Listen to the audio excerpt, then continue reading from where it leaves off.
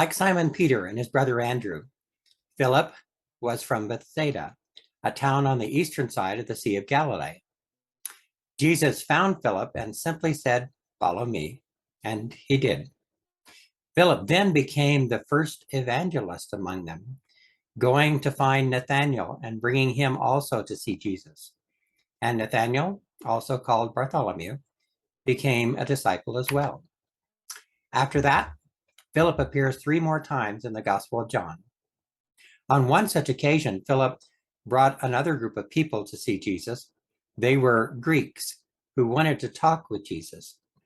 And they may have sought out Philip to help them because he had a Greek name. We don't know if Jesus actually did talk to them, but in what was perhaps at least a nod to the Greeks who were there, Jesus told all of them present, "Now the prince of this world will be driven out, and I, when I am lifted up from the earth, will draw all people to myself." Philip also played a key role in the feeding of the 5,000. In this case, Jesus seemed to be singling him out by asking Philip specifically, "Where shall we buy bread for these people to eat?" Philip did the math and replied, "It would take more than half a year's wages to buy enough bread for each one to have a bite." Whenever Jesus asked a question, it almost always was to teach someone a lesson. You will recall the rest of the story.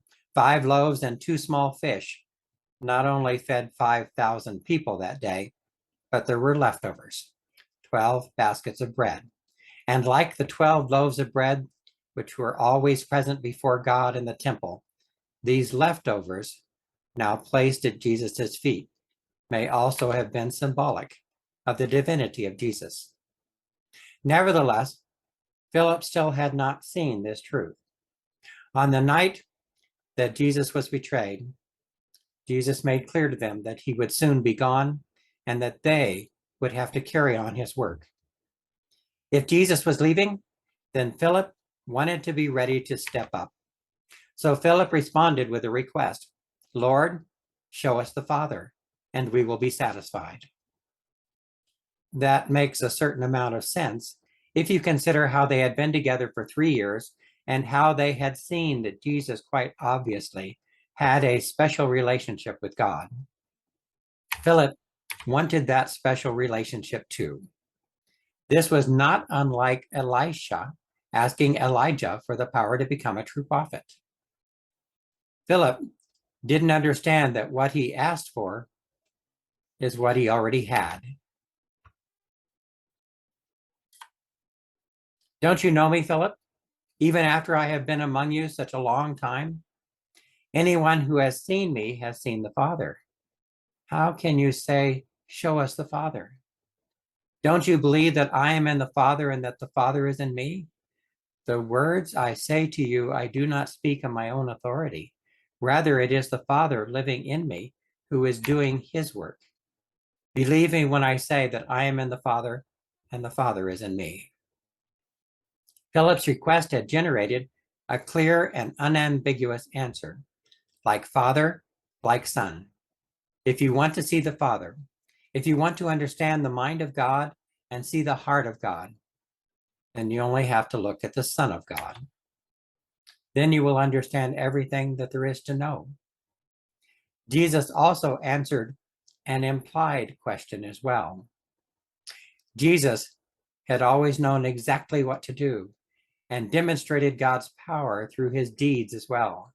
How then were they supposed to follow that act? "Very truly I tell you," Jesus said, "whoever believes in me will do the works I have been doing, and they will do even greater things than these, because I am going to the Father. And I will do whatever you ask in my name, so that the Father may be glorified in the Son. You may ask for anything in my name, and I will do it." Their knowledge of God would come from the words of Jesus. Their ability to serve God would henceforth come from continuing to walk with Jesus. In the future, they would not see him there, but they would still know him, and he would still be with them. Whatever they asked in his name, which is to say that whatever they asked for, which was within the plan and purpose of God, Jesus would do for them. We are also offered this same sort of connection with the mind and heart of God through our faith in Jesus. As Jesus went on to say that day, the one who looks at me is seeing the one who sent me. I have come into the world as a light, so that no one who believes in me should stay in the darkness. Philip asked, but we are the ones who receive the blessing. At first glance, it may seem that we also find Philip in the book of Acts, but the jury is still out on that. As usual, there was someone else with the same name called Philip the evangelist. In the book of Acts, there came a time when the apostles decided to divide the work of the church. It would not be right for us to neglect the ministry of the word of God in order to wait on tables, they said. Brothers and sisters, choose 7 men from among you who are known to be full of the Spirit and wisdom. We will turn this responsibility over to them and will give our attention to prayer and the ministry of the word. At that time, 7 people were chosen to become essentially what we now call deacons. One of them was named Philip.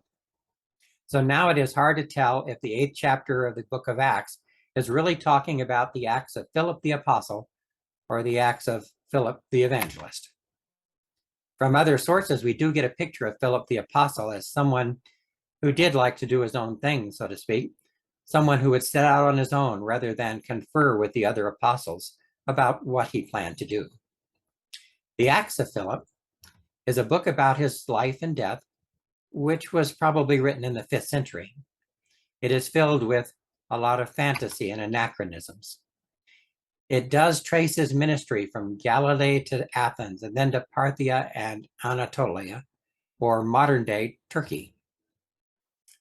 We think the places may be right, but the stories within this book include things like a leopard who talks and a dragon with a congregation of snakes.